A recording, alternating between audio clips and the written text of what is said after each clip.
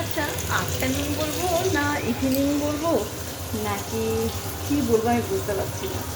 বাইরের ওয়েদারটা দেখায় সবার প্রথম। এই যে বৃষ্টি হয়েই যাচ্ছে, বৃষ্টি হয়েই যাচ্ছে।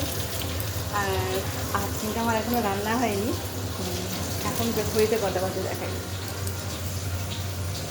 এই বাজছে ঘড়িতে দুপুর 3:30 বা বিকাল 3:30। আজ রান্না করে কালকে আমাদের খাওয়া, তো সেটারই রান্না হচ্ছে।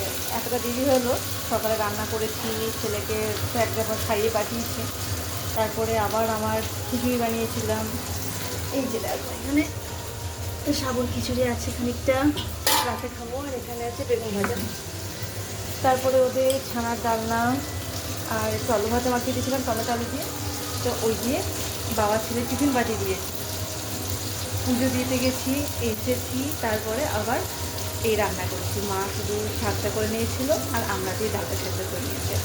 তো এখন অনেক কিছু রান্না করছি, এখন তোমাদের সাথে শেয়ার করবো, সবটা করে নিই, তারপর তোমাদের দেখাবো কী কী রান্না করেছি। তো এখন হচ্ছে বাঁধাকপির তরকারিটা আর মাছের ঝালটা করবো, মানে বসাচ্ছি। চলো সবটা আগে করে নিই, তারপর দেখাবো। টাটা।